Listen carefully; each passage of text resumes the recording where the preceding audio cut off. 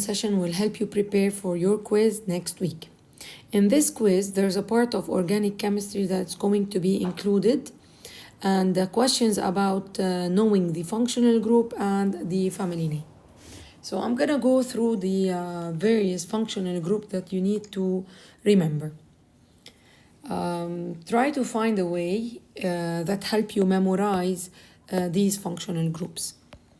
So for example, if I have a compound with OH and the carbon is connected to other hydrogen atoms like this. So this functional group is called hydroxyl. So as a functional group, this is hydroxyl belonging to the family of alcohols. However, if this carbon here had a C double bond O instead of H, so let's write it like this, a double bond O, and again CH3. The functional group that we have over here right now is called carboxyl group, belonging to the family of carboxylic acids.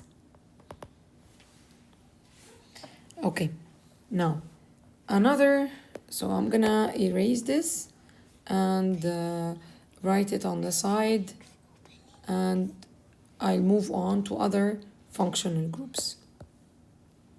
So here, COH with H, and that's a CH3, so that's the functional group. That's hydroxyl, belonging to the family of alcohols. However, if this carbon had a C double bond OOH, therefore it's a carboxyl belonging to the family of carboxylic acids. I'm gonna do the one that are similar to each other. Now I'm gonna continue. If I have C double bond O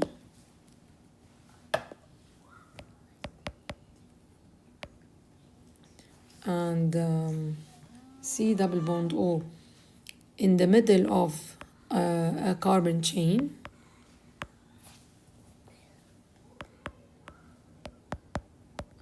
or a C double bond O and there's a hydrogen from this side, here we are dealing with carbonyl functional group.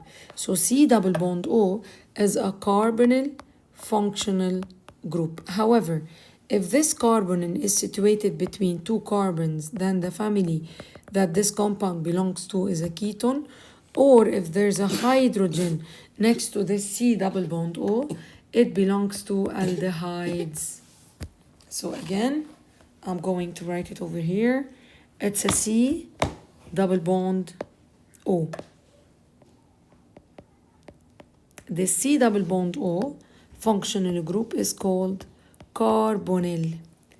However, I have two families for carbonyls. It's a C double bond O between other carbons,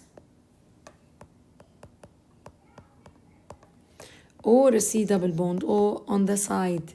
It's the last in the chain. So if it is like that, it belongs to the family of ketones. If it's like this, it belongs to the family of aldehyde. Now, there are other functional groups that also I am going to discuss, and the name is like similar to each other: ether and ester. Ester family functional group and ester family group, and ether. So these two groups, the name of the functional group and the family group are the same. So the ester is a C double bond O and there's an O surrounded by other carbon chains, or it could be written like that: C double bond O, O. So that's an ester functional group and belonging to the family of esters. And ether is simply an oxygen between carbon atoms. That's an ether. So I'm gonna write it over here: C double bond O and O, continuing chain, I can say that this is ester functional group and ester family name, and just an O between carbon, that's an ether, with an ether functional group. We still have the amines. I hope I'm not missing anything. So the amines, or amino functional group belonging to the family of amines, is the compound that contains nitrogen atom. Now this nitrogen atom could be substituted or could be bonded to hydrogens, like for example N could be like this. So that's a functional group of amino and belonging to the family of amines. So in conclusion, we have the hydroxyl alcohol, the carboxylic acid, they should contain OH group. The carbonyl belonging to ketones and aldehyde, this is the carbonyl, it's a C double bond O. If this C double bond O is on the side, then there's a hydrogen. So remember, aldehyde, there's also letter H in it. And then ester, ether, and amino. Now, let's begin. Carboxyl. Oxyl means there's an OH group, and carboxyl, it should be a C double bond O. So that's for amino functional group. That's for thiol, it's not included. That's hydroxyl, just the alcohol functional group, and that's the carboxyl functional group. Hydroxyl is this one. This is amide, which is not included. It's a C double bond O-N. So amide, we're not covering this part. Amino, it should have an amine group. So this is the one. Now, let's see. Write the family name, the name of the family to complete the missing data. When you look at this one, you see OH. So this is a hydroxyl group. So the functional group is called hydroxyl, belonging to the family of alcohol. Ethanol, propanol, pentanol, it should end with ol. Formed when a carboxyl group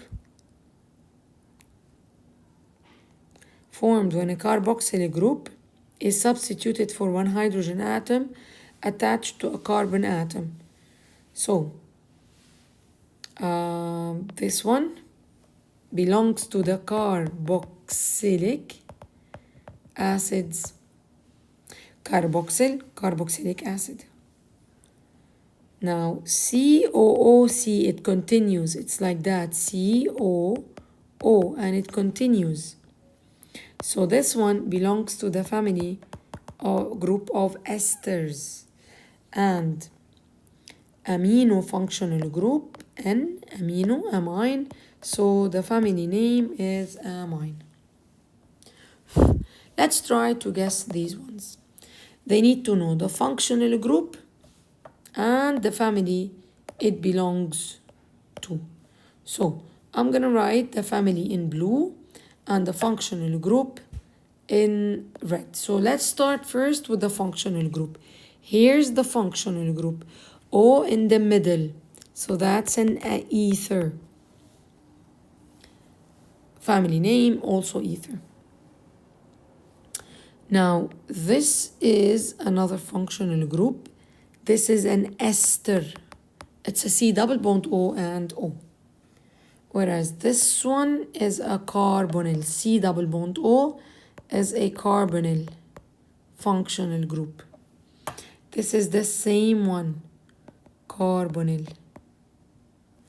This is also the same, C double bond O, carbonyl. However, this is not the same. This is different. This is carboxyl. And this is hydroxyl.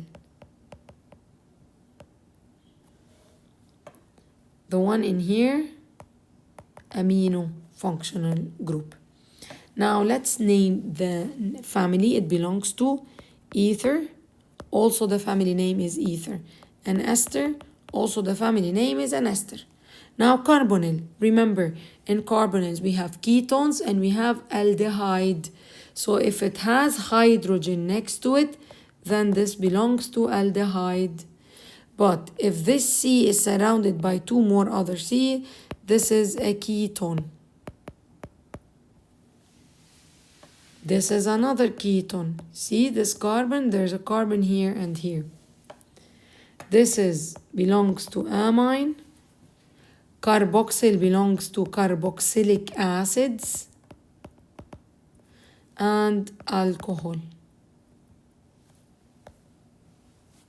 Now, moving on from organic chemistry to the other branch of descriptive chemistry. Now, the questions that are going to come are general, targeting a lot of different topics.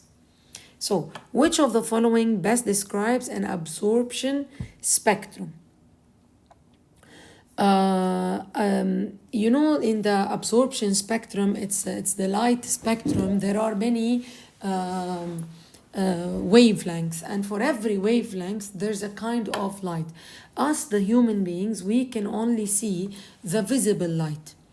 Now we try to use this technique by hitting atom with a certain radiation, and then the electrons inside the atom will be excited and move to a higher energy level. Now when they're coming back to their ground state, they emit light. They emit energy in form of with a certain lambda and in form of light. If we measure this energy, we can determine the structure of the molecule. Okay, so when a molecule is exposed to a spectrum of electromagnetic radiation, it absorbs energy at a certain wavelength, could be ultraviolet or the visible region, and it allows other wavelengths to pass. Now, based on the amount of light absorbed, we can determine the structure of this molecule.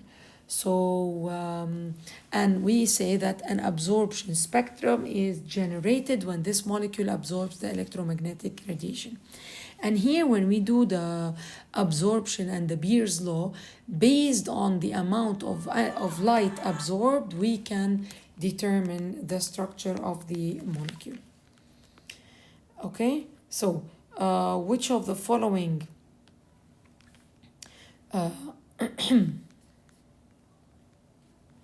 So which of the following best describes an absorption spectrum?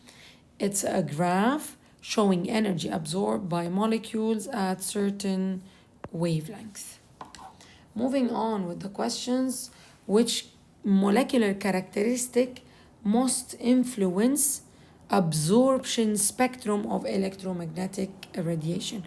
Of course, the bonds, because we're looking at the structure of the compound, the bonds and their structure is the one that influence this electromagnetic radiation.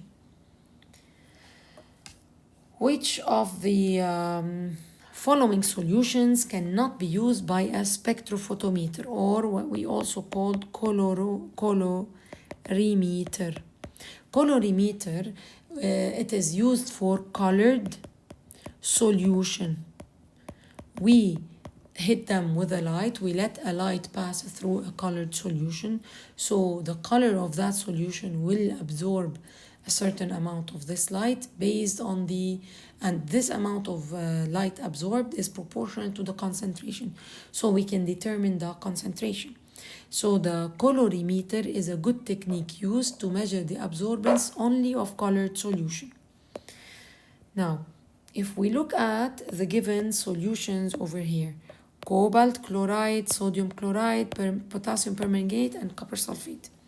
You don't have to know the colors of the solutions, but at least you should know that sodium chloride is the colorless salt, and this one cannot be used because it doesn't have a color. We cannot measure the absorbance of light since it's a colorless solution. Now, discuss how increasing concentration affects absorbance and describe two strategies for improving the accuracy of concentration measurements using Beer-Lambert law. Now, in this rule, it's based that absorbance of light is directly proportional to the concentration of the solution. So the more the concentration, the more the absorbance. Now, of course, before we start the experiment, we always calibrate our spectrophotometer and we choose the best wavelength, the wavelength that at which this certain colored solution will absorb the maximum. So that's what we mean by optimal wavelength. So this is, every solution has a specific wavelength, color, that at which it will have maximum absorbance. So we choose the best lambda that fit the colored solution. So some solutions at certain lambda, they will have minimum absorbance. So when we do the spectrum, when we do the Beer's law, we need to look for the best lambda at which there's maximum absorbance. And the path length, it depends about the size. It depends on the size of the cuvette. So the smaller the cuvette, the less absorbance there is. But if the light spends more time going through the solution, it will absorb more. So in our experiments, we use a standard size, which is 1 centimeter of a cuvette. So again, if the cuvette is large, it's going to affect the absorbance and therefore the concentration.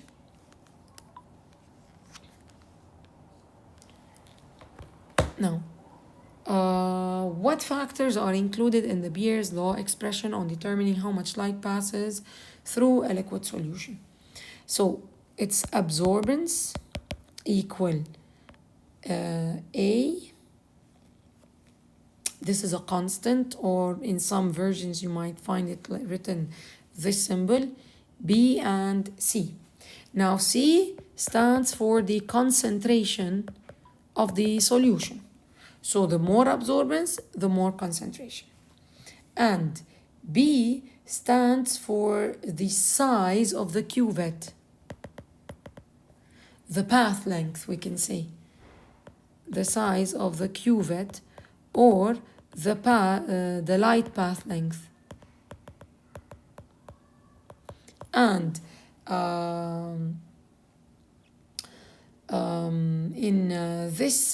it's a constant specific for every colored solution.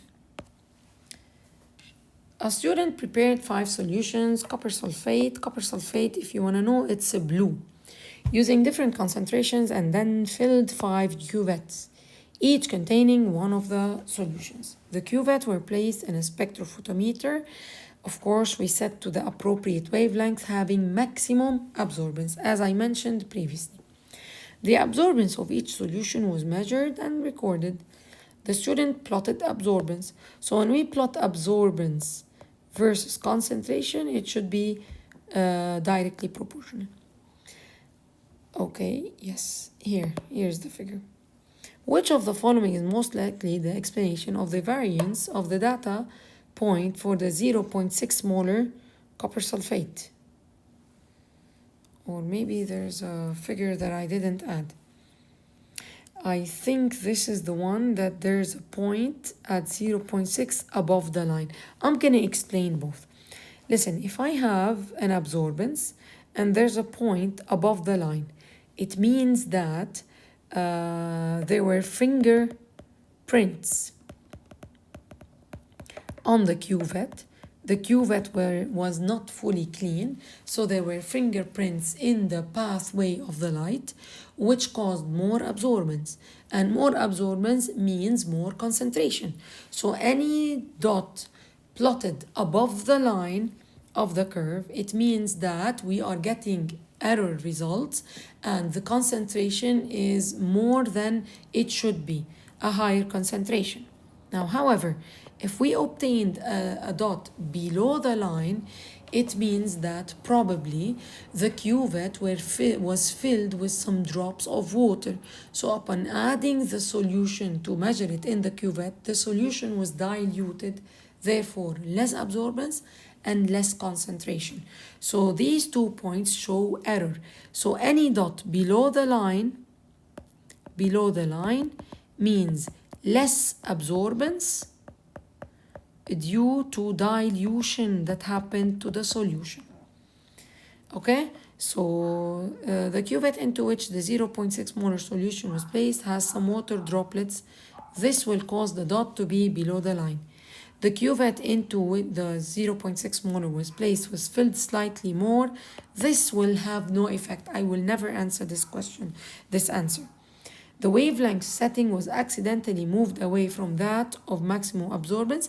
In this case, it will show zero absorbance. It's not going to show, and all the line plotted will be wrong. So we never answer this option. The cuvette used for the 0.6 molar solution had not been wiped, and means that there are some fingerprints on it. So that's also could be a correct choice if the point shown in the graph was above the curve. The student measures the absorbance of 0.02, 0.04, 0.06, 0.08. So all of these solutions probably are prepared from this stock solution, and 0.1 molar. The absorbance of the unknown solution is 0.275. So here's the absorbance, 0.275. So it could be here in the middle, or maybe a bit above. And let's say here. So what is the concentration? According to the graph, it is 0.05 molar. Beer's law is an expression that includes a three-factor that determines the amount of light identified. So it's the extinction coefficient, which is a constant specific for every colored solution, times the path length of the cuvette, the size of the cuvette, and it's the path length of light multiplied by the concentration of the solution. What does Beer's law tell us? Beer's law tells us that there is a direct relationship between absorbance and concentration of a solution. So when we prepare a solution, we dilute that solution to construct our graph in order to measure the path, the absorbance of various concentrations. And then whenever we are given an unknown solution, we will see where is it falling on this graph, and we can determine the absorbance of that solution, the absorbance from the spectrophotometer, and from the graph we can get the concentration. So always keep in mind, we construct a graph of known solution, we measure the absorbance of every solution, we know already the concentration. So whenever a concentration of unknown is given, you will see where is it falling on the graph, and you can determine the concentration of the unknown. Now I'm moving on to more general questions. And these just several topics. Orbitals. What type of orbital are most nonmetals filling? So if we look at the periodic table, group 1 and group 2, they fill their orbital. The last orbital filled is the S. The box in the middle is the D orbital.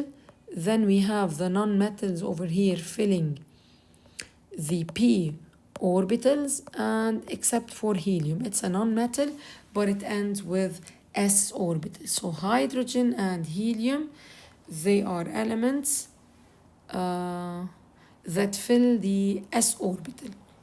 Now, here the question they're asking about in all the other elements except hydrogen and helium.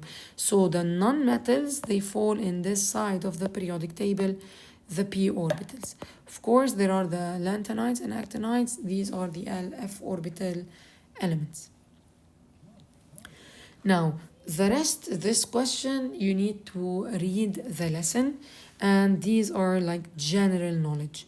Boron is a semi-metal, and it is used in glassware, Pyrex, the glassware that can hold high temperature. So it doesn't conduct electricity because it's a semi-metal. It has properties of both metals and non-metals. It's a semi-metal. It's shiny. No, it's not a metal to be shiny, and it's not a non-metal to act like halogens. How many allotropes boron have? Well, boron have a lot of allotropes, a lot. So almost more than 12. Again, these are general information. So which of the following is a form of carbon, like allotropes of carbon? Remember, diamond, graphite, diamond, graphite, we have the fullerenes. Silica is like the silicon. Ozone is the allotrope of oxygen, O3. Silica is the SiO2. So the fullerenes is another allotrope of carbon. What contributes to the high stability of nitrogen gas? Hydrogen bonding? No, nitrogen doesn't have hydrogen in it to make hydrogen bonding. It's a non-metal, it's a covalent compound, so it has covalent bonding, and it's a small, being in period 2, the atoms of nitrogen are small, so I cannot say large atomic radius. However, when we draw the bonds between nitrogen atoms, they have triple bond. Ozone is an allotrope of oxygen. It's not inert, it reacts with the polluting gases, that's why it's changing. It's not a stable isomer of no, it's not an isomer, it's an allotrope. And it protects us from the harmful UV light coming from the sun. Which trend is correct for halogens? Halogens are the elements of group 17. We're talking about fluorine, chlorine, bromine, and iodine. So reactivity increases down the group, so that's wrong. Boiling point decreases down the group. Wait.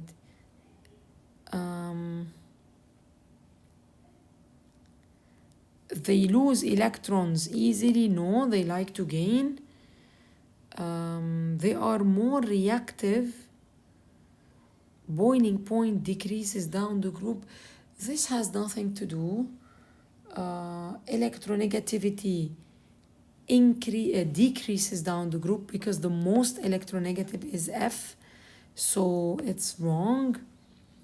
So they become more reactive as we go down, so this is wrong, decreasing down the group. So boiling point, yes, decreases down the group because the bonds in between fluorine atoms are stronger than the one in Cl, than the one in Br. So if the bonds are less, like the intermolecular forces between, no, still, no. The London dispersion forces between these atoms increases down the group. So I think there's something wrong with this question, and none of these is a correct answer. Because this is correct, the boiling point, it increases down the group. So if they say reactivity increases down the group, I would take this as an option. Nearly all commercial oxygen is obtained from the atmosphere, from the air. typically basic while acidic. Remember, metal oxides and non-metal oxides. Metal oxides like NaO, CaO, MgO, these compounds, when they react with water, they give basic solutions. And non-metal oxides like NO2, SO3, and SO2, CO2, they give acids like HNO3 and H2CO3, H2SO4. So when they react with water, they give acidic solutions. So metal oxides are the basic and the non-metal are the acidic. Which element in group 17 cannot have expanded valence shell? Not just group 17, the non-metals of period 3 and above can have an expanded valence shell, and they can have, instead of 8, they can have 10 or even 12 valence electrons. So these elements, because they have their d orbital available and empty, so they can do an expanded valence shell. However, the elements of period 2 and 1, they have only one s. Elements of period 2, they have 1s and 2s and 2p. So there is no d available to do an expanded shell. So we say elements of period 1 or period 2, which is fluorine. What is the major commercial source of elemental sulfur? From where we get free sulfur? It's from the underground deposit of elemental sulfur. Now, differentiating between the allotropes of carbon, you need to read that part carefully in the lesson. Remember that graphite is more flexible, it is conductor. If you look at the carbon, every carbon is doing 3 bonds instead of 4. So 3 bonds, let me see where is it written. It's a layer of carbons. This layer, so here the carbon having 3 bonds instead of 4. So there's 1 electron that is free, and this is the electron that helps in conducting electricity. And because it's not strongly bonded, so these layers they slide past each other and they give this softness and greasy feeling for the graphite. And it makes graphite a good lubricant. On the other hand, diamond, it has covalent bonds in all 4 directions. It means all the electrons of the carbon are bonded. So every carbon has 4 bonds. So the bonds are harder, and diamond is used to cut tools. It's not a conductor because there is no free electron moving. We can also say that it's used in jewelry, cutting tools, and hard and stiff. Which element is important in the manufacturing of glassware? I mentioned it previously. It's the boron. Remember, the Pyrex beakers and glassware are made up of Pyrex. Fertilizers. Whenever fertilizers are mentioned, we're discussing nitrogen. So nitrogen is well known in fertilizers. What is the oxidation state of Br? You need to use the periodic table and remember the oxidation rules. Na belongs to group 1. Br could change, so I don't know it. Oxygen in compounds is always -2. So +1 plus X plus 3 times -2 equals 0 because this is a neutral molecule. Therefore, X is +5. Molecular geometry of ICl4 negative. When they ask you about the molecular geometry, count the valence electrons and count the domains around the central atom in order to know what is the molecular geometry. I belongs to group 17, so 7 valence electrons, and Cl as well, having 4 Cl, and there's another minus, so it's a total of 7 times 5, 35, 36 electrons. We divide by 2, 18 electron pairs to distribute. So here's I in the middle, surrounded by 4 Cl atoms, and I have 18 pairs to distribute. 1, 2, 3, 4, 5, 6, 7, 8, 9, 10, 11, 12, 13, 14, 15, 16, 17, 18. So around I have 6 domains, 4 bonding and 2 non-bonding. So it's not a tetrahedral. 6 domain octahedral, but only if all of them were bonding domains. Seesaw comes from 5 domains, so that's not the one. Square planar, it's an X with 2 lone pairs. Next, which element is oxidized in the reaction? Okay, here we need to look at the oxidation state of the elements. Carbon plus 2, minus 2. This is minus 2. Oxygen twice, so therefore S is going to be plus 4. So X is plus 4. I'm showing you how I got it. O and a free element is 0. And this is again plus 2, so calcium did not change. This is again negative 2. So oxygen was reduced because from 0 to negative 2. Therefore, the element oxidized is the S. I'm going to show you how to calculate the S over here. So calcium is plus 2, S is X, and 4 times negative 2 equals 0. So X is plus 6. So therefore, X increased from plus 4 to plus 6. It got oxidized.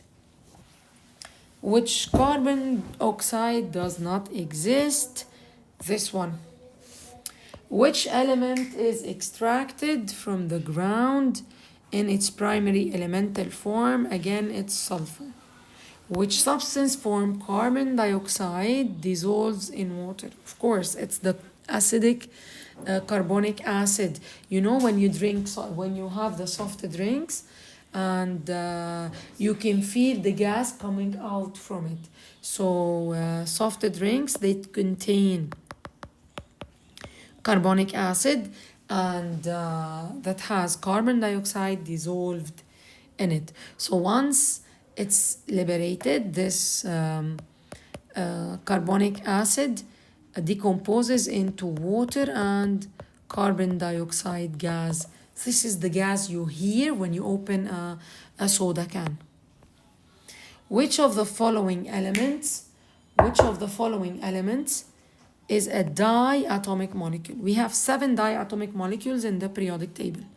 H2, N2, O2, and those belonging to group 17, F2, Cl2, Br2, and I2. That's all. So here we have N. Ozone in the upper atmosphere is important to life. Close the door. On the surface of the earth, because it provides a shield. Yes, it protects us from UV light, so that's wrong. It absorbs UV solar radiation. Which of the following substances is being tested as a replacement for gasoline? In the combustion of engine, we are using fuel hydrogen as fuel. Again, this is a repeated question. Non-metal oxides, we put them in water, we get acidic.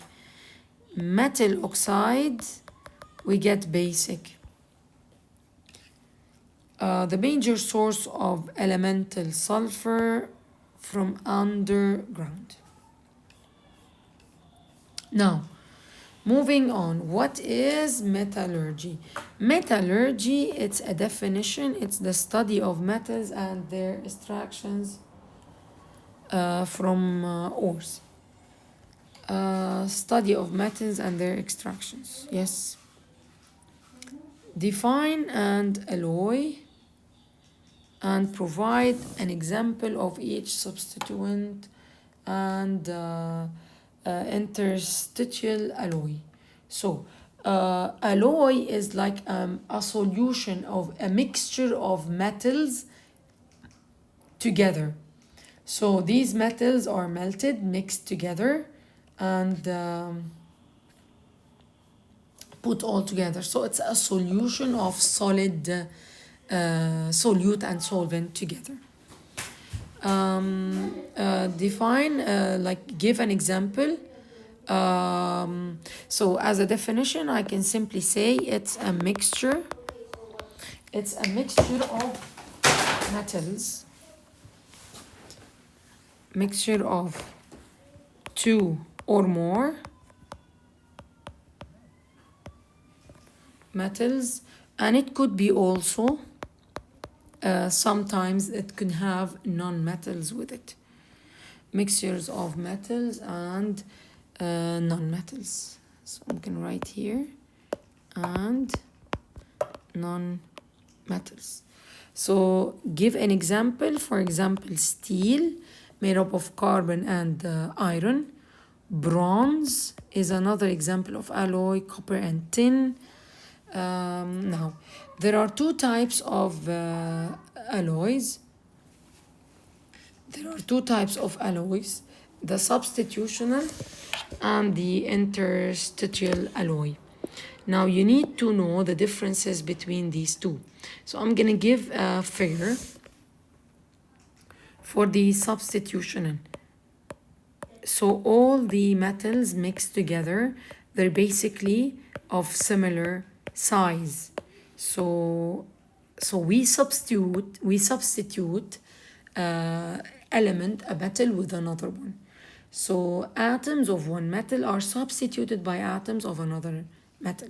So in the alloy, it's a mixture of metals of apparently the same size. However, the interstitial alloy, it's so here are the metals and other metals occupy the holes in between. So it's a mixture of large metals and small. And those small metals, they can occupy the spaces between the metals. You need to know properties of metals. Metals, they're good conductors of electricity, malleable, ductile.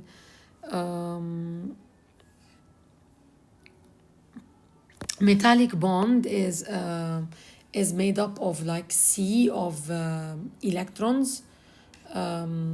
It's like a crystal of metals floating in a sea of delocalized electrons. So that's a metallic bond. It's a sea of delocalized electrons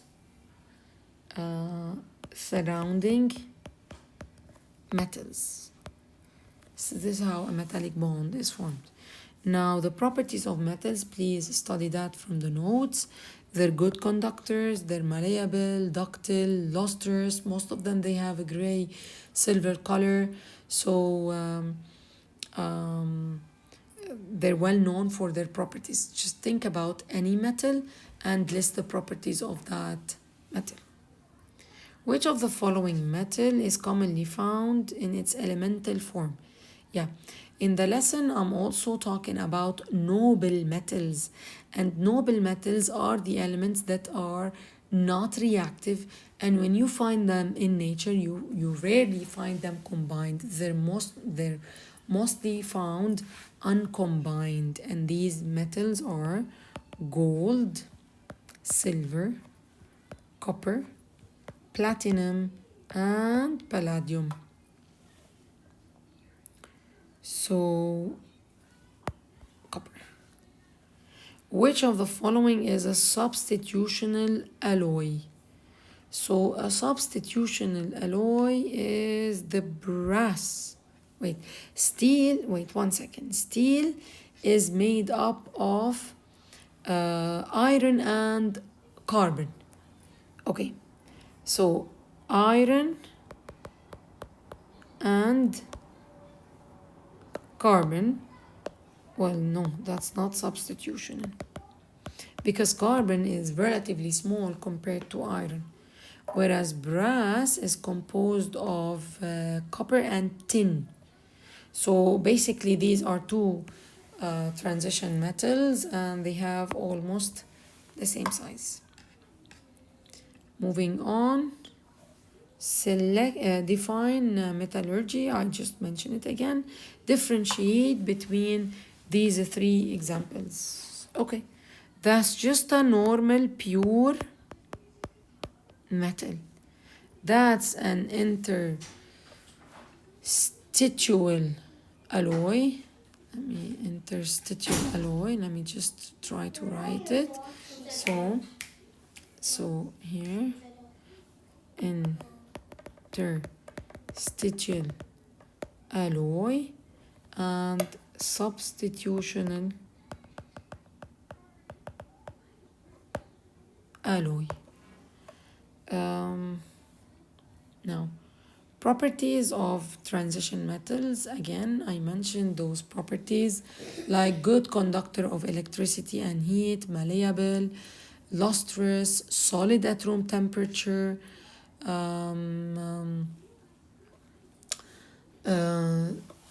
what else? Gray color.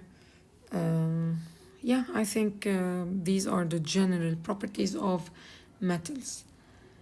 In the lesson, yeah, I remembered. In the lesson, there are some more examples about interstitial alloy and substitutional alloy. So please look at them. Moving on. Here, let me write some properties of metals. Here. I'm just checking if I miss out something.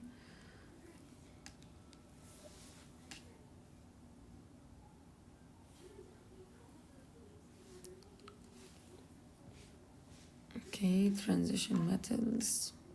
So, the transition metals, one thing we need to mention that all of them, their configuration ends with S and D. So they have their electrons in S and D. And that's why transition metals, they have more than one oxidation state.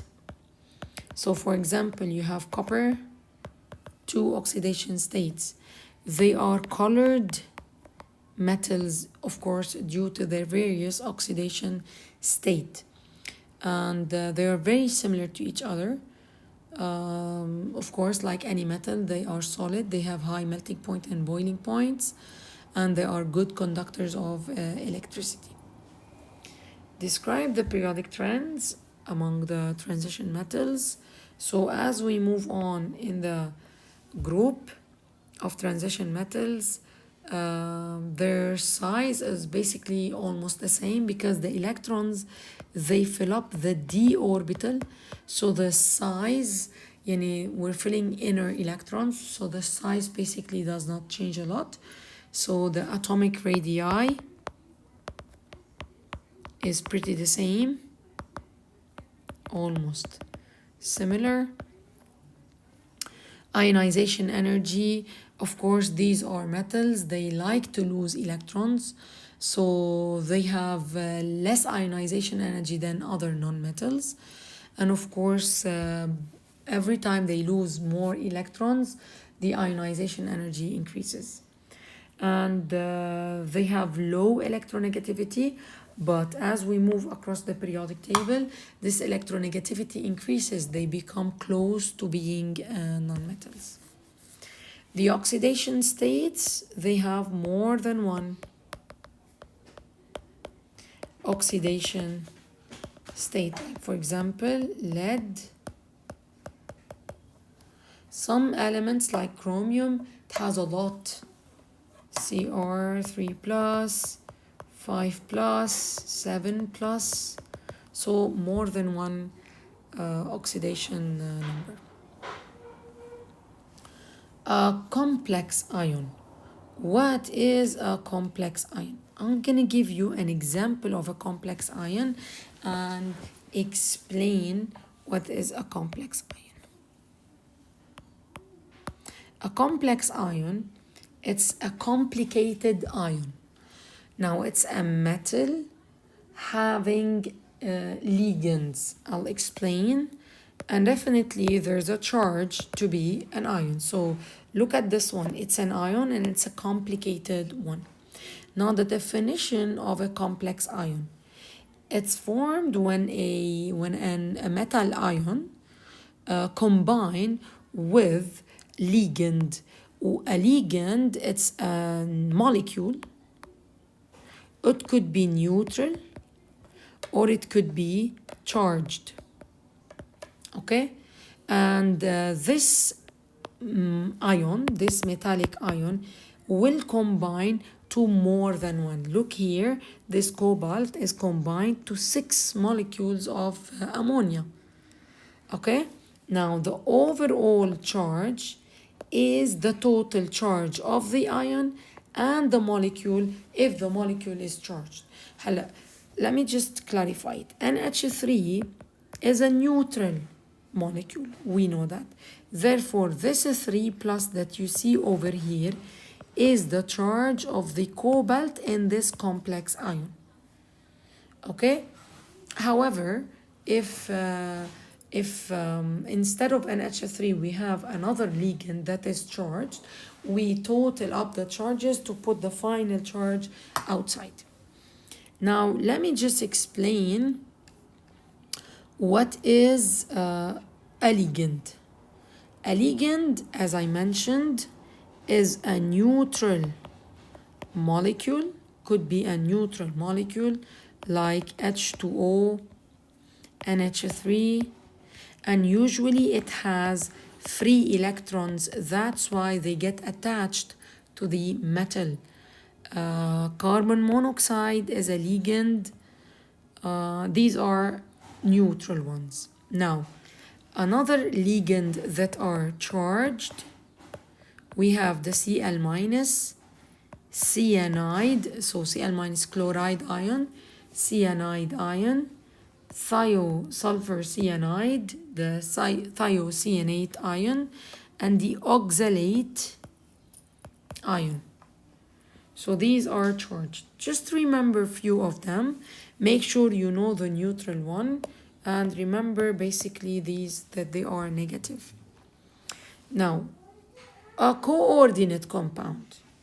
When the ion combine to a ligand, combine to a counter ion, all of them together, they form a coordinate compound.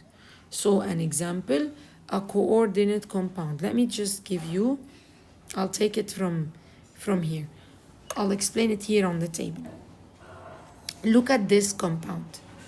In the middle, here's the ligand. Now this one has 2 ligands. So it has the H2O ligand, 4 of them, and it has 2 Cl minus ligands. How do I know Cl minus is a ligand? Now this one, it has 6 ligands of Cn. And this one has 6 ligands of NH3. Now I'm gonna come to the counter ion in a minute. The counter ion is, you look at the charge of the complex ion. This complex ion is positive, so it needs a negative counter ion over here. So the negative counter ion, if it was negative 1, for example, we're gonna need 3 of it to balance this positive 3 outside. Or, for example, I can get a counter ion that's negative 3. So positive 3 and negative 3, they are equal. What could be negative 3 ion? For example, N3 minus or phosphorus 3 minus. Or simply I can go with, let's say, Br minus 3 times. Here they're giving me Cl minus as a counter ion. So in order to write the coordinate compound, we need 3Cl minus. So when I'm writing the compound, it is cobalt NH3 6 times Cl3.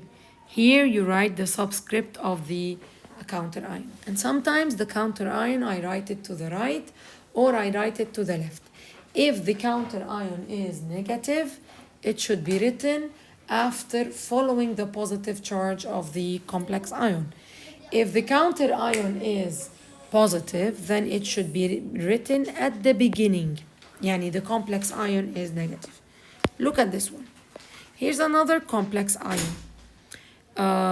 The iron over here, wait, let me just explain from where this 3 minus comes from. Cn is negative 1, and we have 6 of it.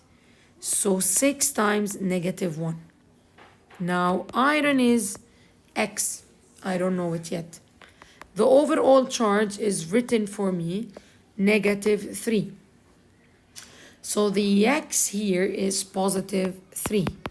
So this iron oxidation number is positive 3. Now, the counter ion they gave me is K plus. In order to balance the 3 minus, we need 3 of this ion. Therefore, the coordinate compound is K3 FeCN6. It's like the ionic compound when you write it. Okay, now, here we go. Here's a complex ion that has 6 ligands. H2O is neutral. Let's figure out the charge of Cr. H2O is neutral and Cl is negative 1. The overall charge is positive 1, so plus 3. So the chromium over here is plus 3. Okay, now this complex ion has a positive charge. So we need a counter ion that is negative. Remember, counter means opposite.